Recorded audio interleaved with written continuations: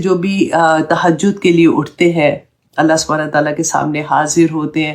میں نے بھی جب یہ حدیث پڑھی تھی مجھے نہیں پتا تھا، کیونکہ یوزلی ہوتا ہے کہ ہم اٹھتے ہیں پھر فوراً ہی ہم یا تو تحیۃ الوضو 2 رکعت نماز سے سٹارٹ کر لیتے ہیں، تو ورنہ پھر ریگولر ہم اپنی نفل پڑھ لیتے ہیں. تو جو وتر ہے وہ تہجد کی نماز ہے نا، اس میں بڑی کسائش ہے. مطلب کئی دفعہ ہوتا ہے کہ اچھا ہم نے کتنی پڑھنی ہے، بعض لوگوں کے پاس اتنا وقت نہیں ہوتا، وہ 2 رکعت بھی پڑھ لے تو وہ بھی ٹھیک ہے، کیونکہ یہ فرض نماز نہیں ہے. رسول اللہ سے ڈفرینٹ ثابت ہے. زیادہ تر میں نے جو دیکھا کہ 11 رکعت تھیں، کہ 8 2 رکعت کر کے وہ نفل پڑھتے تھے اینڈ پھر وہ 3 وتر کے ساتھ اس کو کمپلیٹ کرتے تھے. اور کئی جگہ پہ یہ بھی آیا کہ انہوں نے 6 پڑھے اور پھر 3 وتر پڑھے، کئی اس سے بھی زیادہ آیا. تو اٹ آل ڈیپینڈ کہ آپ کی اس وقت سچویشن کیا ہے. آپ کی جب آنکھ کھلی ہے تو وہی میں کہوں گی سورۃ مزمل پڑھ کے دیکھیے گا، آپ کو پتہ چلے گا کہ اللہ سبحانہ تعالیٰ نے کیا فرمایا ہے اس میں. تو حضرت عاصم بن حمید، یہ نسائی کی حدیث ہے جی 1618. وہ انہوں نے حضرت عائشہ رضی اللہ عنہا سے پوچھا کہ رسول اللہ صلی اللہ علیہ وسلم جب اپنی تہجد پڑھتے تھے تو وہ کیسے شروع کرتے تھے. تو حضرت عائشہ نے ان کو کہا کہ عاصم تم نے مجھ سے وہ سوال پوچھا ہے جو آج تک مجھ سے کسی نے نہیں پوچھا.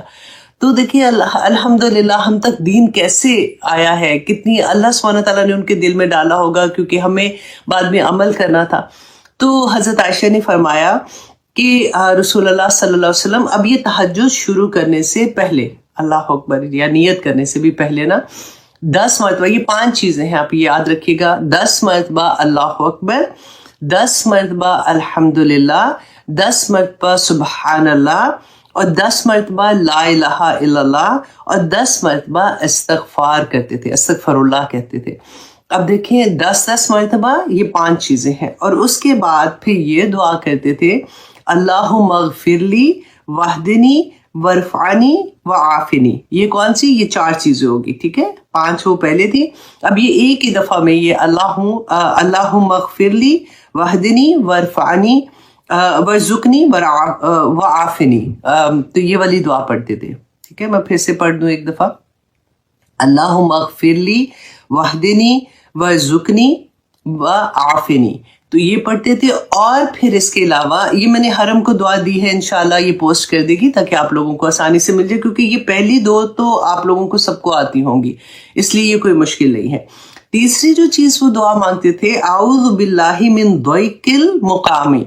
ضیق المقامی کہتے ہیں کہ دل کی تنگی نہیں ہو جاتی، جیسے کہ اے اللہ میں تیری پناہ میں آتا ہوں. آپ دیکھیے مانگ کون رہے ہیں؟ رسول اللہ صلی اللہ علیہ وسلم. تو ہمارا کیا حال ہونا چاہیے کہ اے اللہ میں تیری پناہ میں آتا ہوں قیامت کے دن تیرے سامنے، یوم القیامہ، قیامت کے دن تیرے سامنے کھڑے ہونے کی تنگی سے.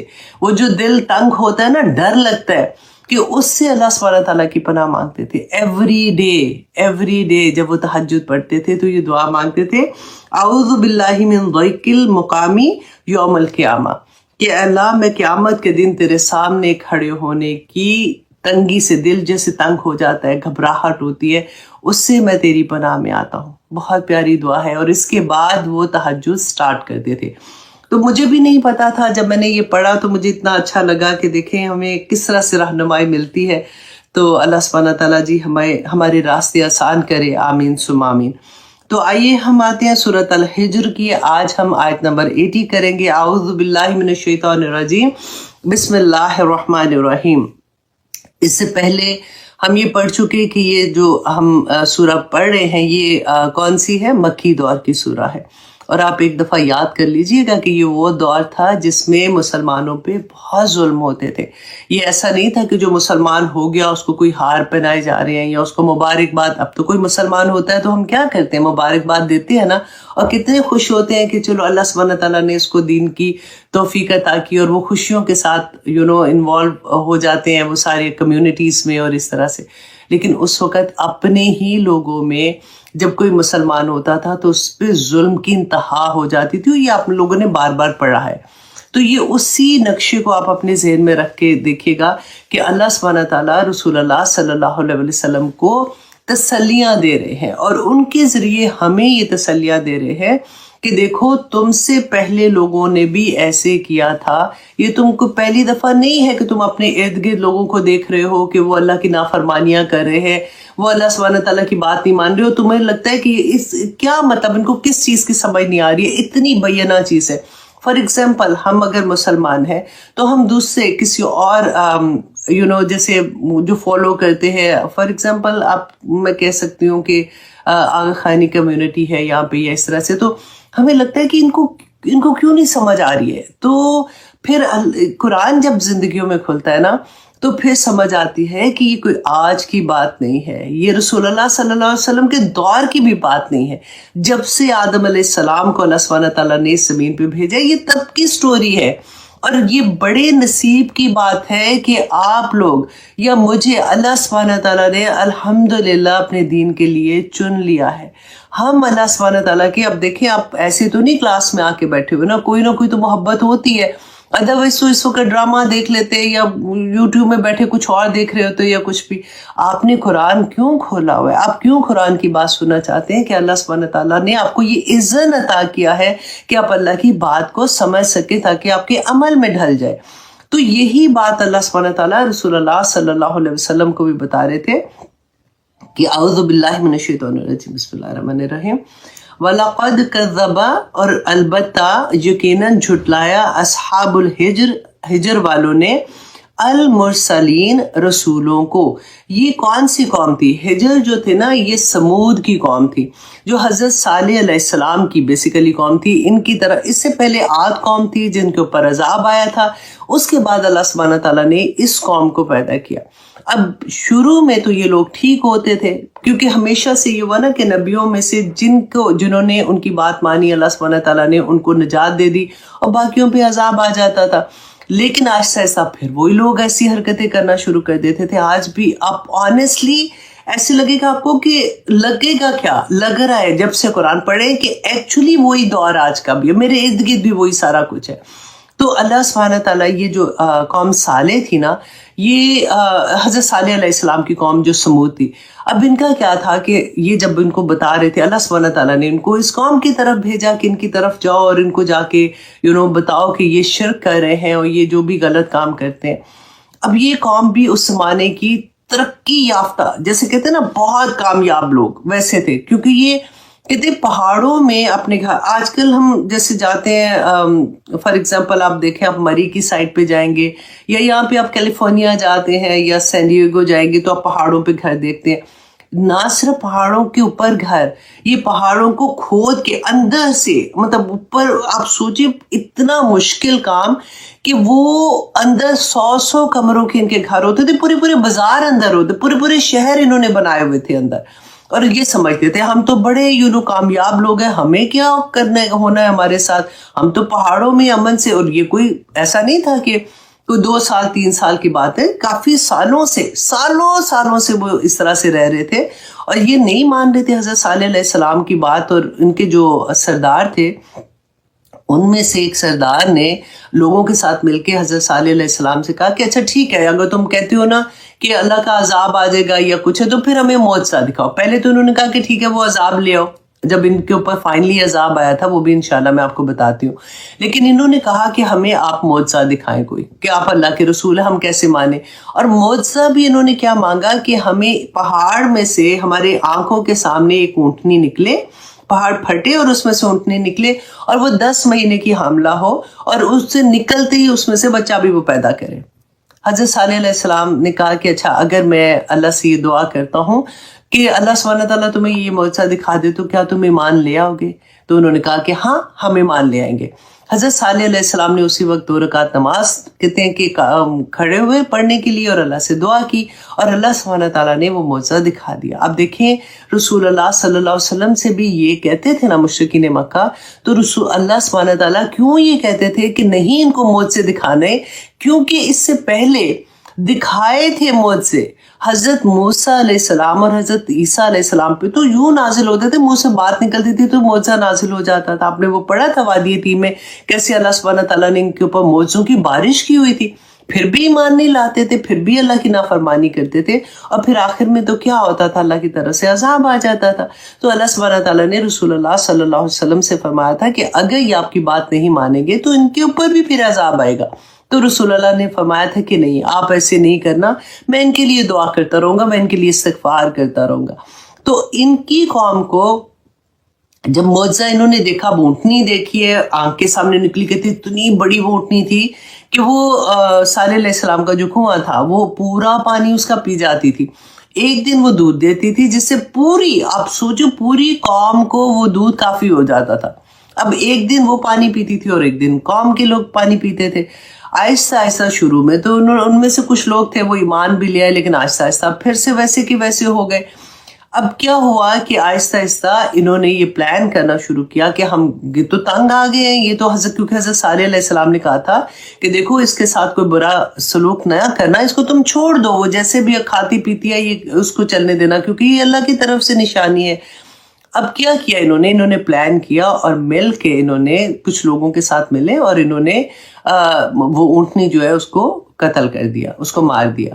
اور جیسے ہی انہوں نے مارا پھر ان کے اوپر عذاب آیا تھا, اور عذاب بھی 3 دن حضرت صالح علیہ السلام کو جب انہوں نے قتل کرنے کا پلان بنایا تو اللہ سبحانہ تعالیٰ, انہوں نے حضرت صالح نے بتایا اپنی قوم کو کہ تم پر اب ایسے عذاب آئے گا. تو کہتے پہلے دن جو تھا ان کے سب کے چہرے زرد ہو گئے. اب ان کو پتا تھا, ان کو 3 دن کی جیسے مہلت تھی, انہوں نے کہا کچھ نہیں ہونا, ایسی اب رات ہوئی تو کہ انہوں نے کہا دیکھا کچھ بھی نہیں ہوا. اب اگلا دن ہوا تو ان کے چہرے سب کے سرخ رنگ کے ہو گئے. پھر کہتے سارا دن گزرا, تیسرا دن آیا تو سب کے چہرے سے آؤ گے, اس کے باوجود بھی یہ ایمان نہیں لائے. اب آپ دیکھیے جب کورونا آیا تھا تو کیا ہوا تھا, چیخیں نکل گئی تھی نا ہم لوگوں کی, اذانیں کہاں مطلب اپنی چھتوں پہ چڑھ کے سب اذانیں دے رہے ہیں, مسجدوں میں اذانیں ہو رہی ہیں, دعائیں کر رہے ہیں, ٹی وی پہ بھی یہی آتا جا رہا ہے, یہ دعا پڑھے یہ دعا پڑھے. گزر گیا, پھر کیا ہوا, وہی سارا کچھ, وہی ڈانس, وہی پارٹیز, وہی شادیاں, وہی مہندیاں, وہی سارا کچھ ویسے کا ویسے. اب کچھ چینج لگ رہا ہے اتنی دیر کے بعد آپ کو؟ نہیں ہے نا. اللہ اکبر. کیونکہ آپ جب تک ریلیٹ نہیں کریں گے ان چیزوں کو نا تو ہمیں قرآن کی اس طرح سے سمجھ نہیں آئے گی. حالانکہ ابھی بھی ہم بالکل سطح پہ پڑھ رہے ہیں, ابھی بھی کوشش یہی ہے کہ بس ہم اس میں عمل والی چیز لیں کہ یہ آیا میری زندگی میں کیا عمل کرنے کے لیے ہے اور مجھے اللہ سبحانہ تعالیٰ اس میں کیا سبق دے رہے ہیں. اب انہوں نے کیا کیا کہ جب تیسرے دن بھی اس طرح سے ہوا تو تیسرا دن ختم ہوا, انہوں نے کچھ نہیں ہونا, تو پھر صبح ہونے سے پہلے ان کے اوپر چیخ اور زلزلہ, 2 عذاب آئے تھے. اب چیخ کا مقابلہ کیا کوئی کر سکتا ہے؟ اب جیسے کوئی پانی آتا ہے یا بند باندھ لے یا کچھ ایسی چیز کر لے, لیکن ایک ایک بندہ کہتے جہاں جہاں جس جگہ تھا وہاں پہ وہ اسی طرح سے وہ ڈھیر ہو گیا. رسول اللہ صلی اللہ علیہ وسلم نے فرمایا تھا سوائے ایک آدمی کے, جب پوچھا تھا حضرت جابر بن عبداللہ رضی اللہ عنہ نے کہ رسول اللہ صلی اللہ علیہ وسلم وادی ہجر میں ٹھہرے ہوئے تھے, تو آپ نے فرمایا کہ یہ صالح علیہ السلام کی قوم ہے جسے اللہ نے ہلاک کر دیا, سوائے اس شخص کے جو حرم میں تھا. اس وقت ان کی وادی سے کوئی ایک بندہ حرم میں گیا تھا. آپ دیکھیں اس زمانے میں بھی حرم میں یہ جاتے تھے, رائٹ, تو حرم میں تھا, وہ بچا. جب وہ وہاں سے نکلا تو اس کے بعد اس کے اوپر بھی عذاب آ گیا تھا. تو حضرت رسول اللہ صلی اللہ علیہ وسلم ایک دفعہ, یہ وادی جو تھی نا, کیونکہ عرب کے لوگ اس سے فیملیئر تھے, کیونکہ جب یہ گزرتے تھے سفر کرنے کے لیے تو یہ وادی راستے میں آتی تھی. جب تبوک کا سفر انہوں نے کیا تھا, جنگ تبوک ہم نے پڑھی تھی پہلے بھی, اس کے بارے میں ہم نے کافی ڈیٹیل میں پڑھا تھا. تو رسول اللہ صلی اللہ علیہ وسلم نے جب راستے میں قیام کیا تو صحابہ سے فرمایا تھا کہ اصحاب ہجر کے متعلق فرمایا کہ اس قوم کے پاس سے جب گزرو تو روتے ہوئے گزرو ورنہ نہ گزرنا, اور ورنہ تم پر بھی ویسا ہی عذاب نازل ہو جائے گا جیسا کہ ان پر ہوا تھا.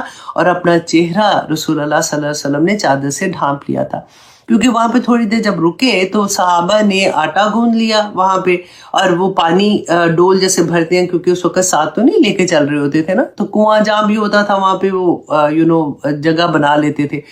تو جب رسول اللہ کو پتہ چلا تو انہوں نے فرمایا دیکھیں تبوک کا سفر آپ لوگوں کو اگر یاد ہے کہ کتنا مشکل تھا, کھانا ختم ہو گیا, اور اتنا جو پانی اونٹوں کو ذبح کر کے ان کا جو پانی تھا وہ نکال کے پینا پڑا تھا ان کو. تو اس وقت رسول اللہ صلی اللہ علیہ وسلم نے ان کو حکم دیا کہ پانی گرا دو اور جو آٹا گوندا ہے اسے اونٹوں کو کھلا دو تاکہ اور پانی واپس آ کے حضرت اس کنویں سے لو جہاں سے اونٹنی پانی پیا کرتی تھی، یہاں کا پانی بھی نہیں تم پیو۔ اللہ اکبر۔ تو یہ وہ قوم تھی اور اللہ سبحانہ تعالیٰ رسول اللہ صلی اللہ علیہ وسلم کو اس کے بارے میں بتا رہے تھے کہ اچھا اب یہاں پہ دیکھیے کہ اصحاب الحجر جو تھے، یہ سمود کی قوم، انہوں نے تو حضرت صالح کو جھٹلایا تھا نا صرف۔ اللہ سبحانہ تعالیٰ نے یہ فرمایا یہاں پہ وَلَقَدْ كَذَّبَ أَصْحَابُ الْحِجْرِ، اصحاب الحجر نے جھٹلایا المرسلین، رسولوں کو۔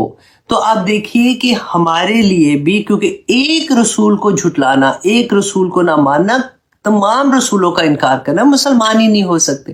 سورۃ البقرہ کی آخری رکوع میں جب ہم پڑھتے ہیں تو اللہ سبحانہ تعالیٰ نے ہمارے لیے بھی یہی فرمایا تھا کہ جو ہم نے پڑھا آمن الرسول بما انزل الیہ من ربہ والمؤمنون کل آمن باللہ وملائکتہ وکتبہ لا نفرق بین احد من رسل، لا نفرق بین احد من رسل، کہ ہم کسی رسول کے درمیان میں کوئی فرق نہیں کرتے۔ درجات رسولوں کے جو ہے وہ اللہ نے اپنی طرف اس کی نسبت کی کہ اللہ ہے جس نے رسولوں، کسی سے کلام کیا، کسی کو کیا معجزہ دیا، کسی کو کیا کون سا رتبہ دیا، وہ اللہ سبحانہ تعالیٰ کی طرف سے تھا۔ لیکن ہم ایز اے انسان، ایز اے مسلمان، ہم کسی نبی، کسی رسول میں فرق نہیں کر سکتے، ہمارے لیے سب ایک برابر عزت کے ہیں۔ اب یہاں پر آگے اللہ سبحانہ تعالیٰ نے فرمایا وَآتَيْنَاهُمْ آیاتنا، اور دی ہم نے انہیں آیاتنا اپنی نشانیاں، فَكَانُوا عَنْهَا مُعْرِضِينَ، اور وہ اس سے اعراض کر رہے تھے۔ اور کیوں؟ کون سی معجزہ میں نے ابھی آپ کو بتایا تھا نا، حضرت صالح علیہ السلام کی قوم پہ اونٹنی کا جو معجزہ تھا، تو اللہ سبحانہ تعالیٰ نے کہا اس کے باوجود بھی، معجزہ دیکھنے کے باوجود وہ انکار کرنے والے ہو گئے، اعراض کرنے والے ہو گئے۔ وَكَانُوا، یہ قوم کون تھی؟ وَكَانُوا يَنْحِتُونَ، کہ وہ تراشتے تھے من الجبالی، پہاڑوں سے، بیوتن، گھروں کو، آمنین، امن سے رہنے کے لیے۔ اتنی بہادر قوم، اتنی آپ سوچیں کہ کیسے وہ بناتے ہوں گے۔ ہماری تو اب آج کے زمانے میں ہم دیکھیں کرینیں اتنی بڑی اوپر جاتی ہیں اور پھر جا کے کس طرح سے یہ سارا کچھ ہوتا ہے، اور بڑے فخر کی بات ہوتی ہے کہ پہاڑ کے اوپر گھر ہے اور یہ ہے وہ ہے۔ تو یہ پوری کی پوری قوم ہی ایسے تھی کہ پہاڑوں کے اندر ابھی تک، کہتے کہ ابن بطوطہ جب 8ویں صدی میں گئے تھے حج کرنے کے لیے تو وہ رکے تھے، اور یہاں پہ بھی اب وہی بات ہے کہ اللہ سبحانہ تعالیٰ نے فرمایا کہ جس کے گھر میں تھے، اب حضرت یوسف کی سائڈ دیکھیے کہ وہ بچہ جس کے گھر میں ہے، اس کے پریشر میں بھی ہے، اب وہ عورت ان کو فلرٹ کر رہی ہے، اس کو اپنی طرف لے جا رہی ہے۔ تو اللہ سبحانہ تعالیٰ نے آگے کیا فرمایا کہ ہوا کیا تھا؟ اب یہ سٹوری تو بہت پہلے سے چل رہی تھی نا، اب وہ ٹائم آ گیا کہ جب اسے اب برداشت نہیں ہو رہا تھا، وہ اس کو کسی بھی طرح سے اس کے ساتھ وہ گناہ کرنا چاہ رہی تھی، جو اس حد تک کہ وہ بالکل ہی وہ ورڈ میں بار بار نہیں بولوں گی، یو انڈرسٹینڈ۔ وَغَلَّقَتِ الْأَبْوَابَ، تو اس نے کیا کیا؟ اچھی طرح سے اس نے دروازے بند کر لیے۔ وَقَالَتْ، اور کہا، حَيْتَ لَكَ، کہ آ جاؤ تم، قَالَ، کہا، مَعَاذَ اللَّهِ، کہ اللہ کی پناہ۔ اب آپ دیکھیے، آپ میں سے ہر کوئی کو میں ایک بات بتانا چاہوں گی کہ یہ جو کہا یوسف علیہ السلام نے کہ اللہ کی پناہ، تو یہ ایک دعائیہ کلمہ ہے جس میں یہ اعوذ باللہ سے بھی بڑا ہے کہ اللہ کی پناہ، کہ اے اللہ مجھے سنبھال لے، اے اللہ مجھے اپنی حفاظت میں کر لے، اے اللہ میں بے بس ہوں، میں کچھ نہیں کر سکتا۔ جب بھی ہم میں سے کوئی بھی کبھی بھی کسی سچویشن میں آئے گا تو یہی دعا پڑھیے گا، اعوذ باللہ۔ اگر یہ یاد ہے اعوذ باللہ من الشیطان الرجیم، تو ہماری زندگی میں اتنا کامن ہے نا، وہ پڑھ لیا کریں، اللہ اپنی حفاظتوں میں لے لے گا۔ آپ دیکھیے کہ آج کل کتنا کامن ہے، جاب پہ ہراسمنٹ ہوتی ہے، اسکولوں میں بچوں کے، کیونکہ آدمی پڑھا رہے ہوتے ہیں تو اسکول میں بھی ایسی والی چیزیں ہم نے دیکھی ہیں، گھروں میں جو کام والے ہیں ادھر ہراسمنٹ ہو رہی ہوتی ہے۔ اب وہ زمانہ آ گیا کہ ہم وی ٹاک اباؤٹ، اور کرنا بھی چاہیے، کہ ہم چھوٹے چھوٹے بچوں کو good touch and bad touch کا بتا رہے ہوتے ہیں کہ بیٹا یہ یو ہیو ٹو انڈرسٹینڈ کہ گڈ ٹچ کیا ہوتا ہے، بیڈ ٹچ کیا ہوتا ہے، ایسے نہیں کرنا، ایسے نہیں کرنا۔ الحمدللہ یہ اتنی اویئرنیس تو آ گئی ہے ہم لوگوں میں، لیکن اب دیکھیں کہ ہمارا معاشرہ جا کدھر رہا ہے۔ یہاں پہ اللہ سبحانہ تعالیٰ یہ جو فرمائے کہ انہوں نے کیا کہا تھا کہ اللہ میں تیری پناہ میں آتی ہوں، اسی طرح سے ہم صبح شام کے کلمات بھی پڑھتے ہیں نا، کہ اعوذ بکلمات اللہ التامہ والے، تو وہ ایوری مارننگ ایوری نائٹ ضرور پڑھا کریں جب بھی کبھی آپ کام میں ہوں گے، کیونکہ کئی دفعہ ہوتا ہے مجبوریاں ہو جاتی ہیں لوگوں کی، اور میں آئی ڈو انڈرسٹینڈ بہت ابھی ریسنٹلی میری ایک بچی سے بات ہوئی ہے، اتنی پیاری بچی جس کی خدی جاب چھوٹ گئی، ابھی اس کے لیے اتنا مشکل ہو رہا ہے کیونکہ وہاں پہ باس جو ہے وہ اس کے ساتھ جو بھی غلط کرنے کی کوشش کر رہا تھا، اور اس نے جب کمپلین کی اوپر والے باس کو تو وہ آپس میں ملے ہوئے تھے تو اس کو جاب چھوڑنا پڑی، تو بہت کچھ ہے۔ تو اللہ سبحانہ تعالیٰ اپنی حفاظتوں میں رکھے۔ بس یہ والا کلمہ میں نے آپ کو بہت زور سے بتانا تھا کہ کبھی بھی زندگی میں کہیں پھنس جائیں، اعوذ باللہ من الشیطان الرجیم یہ پڑھا کریں۔ ہمیں تو یہ لگتا ہے نا ہم تو اس لیے پڑھتے ہیں شیطان دور ہو، نہیں، اللہ جی مجھے اپنی حفاظت میں لے لیں، یا اللہ میں بہت کمزور ہوں، یا اللہ میں اس فتنے سے نہیں نکل پا رہی ہوں، میں نکلنا چاہتی ہوں، یا اللہ میں پھنس گئی ہوں اس کے اندر۔ کسی بھی حال میں دیکھیں یہ ایک پکار اللہ سبحانہ تعالیٰ کو، معاذ اللہ، اللہ تیری پناہ، انہو ربی۔ اور اب وہ کیا جواب دے رہے ہیں اس عورت کو جب اس نے کہا کہ آ جاؤ، بے شک ربی میرا رب احسن مسوایا، کہ اس نے مجھے اچھا ٹھکانہ دیا۔ اب اس کے دو طرح کی تفسیر مفسرین کرتے ہیں۔ نمبر 1 یہ کہ اگر تو اس نے ربی اس زمانے میں اپنے اس کو بھی کہتے تھے جو جس کا غلام ہوتا تھا نا بندہ، تو اس کے مالک کو بھی ربی کہتے تھے۔ رسول اللہ صلی اللہ علیہ وسلم نے منع کر دیا تھا کہ اس کے بعد سے کوئی غلام جو ہے وہ اپنے آقا کو رب نہیں کہے گا۔ تو اس کا یہ بھی آتا ہے کہ انہوں نے یہ کہا ہوگا کہ میرے تو جس نے مجھے خریدا ہے اس نے مجھے اتنی اچھی جگہ پہ رکھا، اتنی اچھے سے رکھا، تو میں احسان فراموش نہیں ہو سکتا ہوں۔ لیکن دوسری تفسیر میں یہ آتا ہے کہ انہوں نے یہ کہا ربی میرا رب، مطلب اللہ سبحانہ تعالیٰ احسن مسوایا، کہ مجھے اچھا ٹھکانہ دیا، اچھی جگہ پہ رکھا ہے، انہو لا یفلح الظالمون، کہ بے شک جو ظالم ہے نا وہ فلاح نہیں پاتے۔ ظالم کون ہوتے ہیں؟ جو احسان فراموش ہوتے ہیں، جو اللہ سبحانہ تعالیٰ، دیکھیں اللہ کے ساتھ ظلم کیا ہے؟ شرک کرنا، کہ اللہ سبحانہ تعالیٰ جو میرا رب ہے، جو میرا مالک ہے، میرا خالق ہے، میرا مدبر ہے، اگر مجھے اسی کی پہچان نہیں ہے، میرے رب نے منع کیا ہے یہ کام کرنے سے، کوئی بھی کام، اب یہ ایک تو کام سائڈ پہ کر دینا، اینی برائی، اینی اللہ سبحانہ تعالیٰ کا حکم جس کو اللہ سبحانہ تعالیٰ نے منع کیا ہے کرنے سے، وہ کہتے ہیں نا کہ اللہ سبحانہ تعالیٰ کی حدود ہیں، جو بھی حرام ہے تو ان کے پاس قریب والی حدود میں بھی نہ جاؤ، ہو سکتا ہے غلطی سے ادھر چلے جاؤ، جیسے قرآن میں بیانہ ہے، حرام بھی بیانہ ہے اور حلال بھی بیانہ ہے، اور کچھ جو مشتبہات ہیں اللہ سبحانہ تعالیٰ کا اس سے بھی بچ جاؤ، رسول اللہ صلی اللہ علیہ وسلم نے فرمایا تھا اس سے بھی بچ جاؤ، کیونکہ ہو سکتا ہے کہ غلطی سے تم اس کے قریب چلے جاؤ۔ وہ انشاءاللہ جہاں پہ آئے گا وہ بتاؤں گی۔ آنیسٹلی ایک ایک آیا اتنے بڑے بڑے سبق، اور ہر اینگل سے اس کا سبق نکلتا ہے کہ وہ لگتا ہے کہ اس کا حق ہی نہیں ادا ہو سکتا۔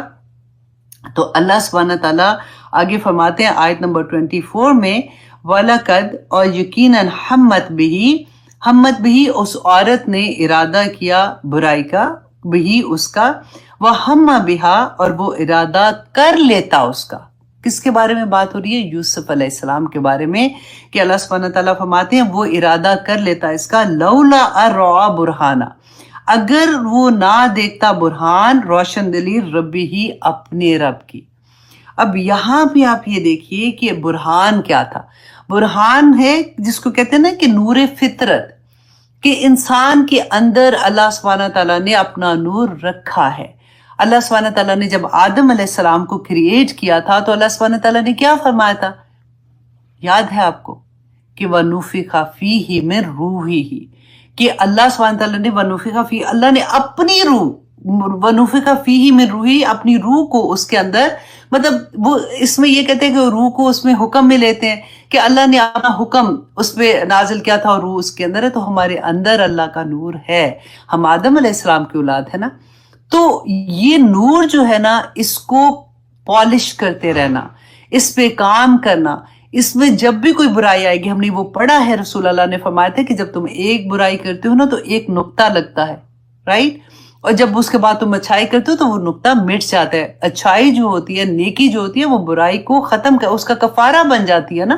تو اگر ہوتا رہتا ہے ایسے، لیکن اگر تم برائیاں کرنا شروع کر دو زیادہ تو وہ آہستہ آہستہ آہستہ آہستہ وہ پورا دل سیاہ ہو جاتا ہے۔ یہاں پہ اللہ سبحانہ تعالیٰ نے جس برہان کی بات کی ہے وہ وہی نور فطرت ہے جو بالکل کلیئر تھا یوسف علیہ السلام پہ، اور ہمیں ایسا ہم پڑھ رہے ہیں تو ہمیں کیا ہے کہ ہم اپنا دل کلیئر رکھیں۔ کوئی برائی کا خیال جو ہوتا ہے نا اس کو بھی یہاں تک نہ پہنچنے دے، کیونکہ وہ ذہن میں آتا ہے، وہاں پہ سٹور ہوتے ہیں، وہاں سے ہمارے دل میں آتے ہیں اور دل کو بے چین کر دیتے ہیں، اور شیطان کو موقع ملتا ہے ہمارے دل میں وار کرنے کا۔ تو جب یہ کلیئر ہوگا تو واللہ اللہ کا پھر وعدہ ہے، دیکھیں ایک کام ہم نے کرنا ہے اور اللہ کے وعدے کو ہم نے دیکھنا ہے۔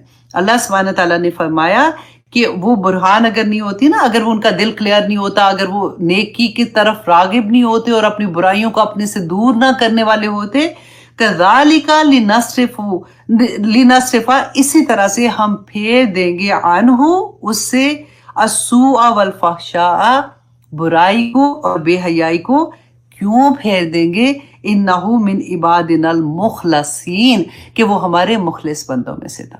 جواب آ گیا نا، ہم برائی سے، ہم میں کہاں اتنی طاقت ہے، آنیسٹلی اتنے ہم کوئی کمزور ہیں جس کی کوئی حد نہیں کہ ہم فوراً کسی بھی طرح سے برائی میں ملوث ہو جائیں گے۔ جہاں پہ فار ایگزامپل ہم کاروبار کو کریں، بزنس کریں، کوئی ایسی ڈیل آ جاتی ہے جو ہمیں لگتا ہے ہائی اس میں تو اتنی بڑی ڈیل ہے، اس میں کوئی غلط کام بھی ہو رہے ہیں تو یہ ادھر ادھر کی ہیرا پھیری ہو رہی ہے، تو چلو کوئی بات نہیں نا، اب اس دفعہ کر لیتی ہوں۔ ایمان وہیں ڈگمگا جاتا ہے جہاں پہ ایسی چیز آتی ہے۔ ہم اتنے کمزور ہیں، اللہ سبحانہ تعالیٰ سے مدد نہیں لیں گے تو کچھ بھی نہیں ہوگا۔ دیکھیں یہ سارا اللہ نے کہا برائی کو بھی اور بے حیائی کو اللہ سبحانہ تعالیٰ پھیر دیں گے۔ کب پھیریں گے؟ اگر میں مخلص ہوگی، اگر آپ مخلص ہوگے۔ ہم نے کام مخلص ہونے کا کرنا ہے۔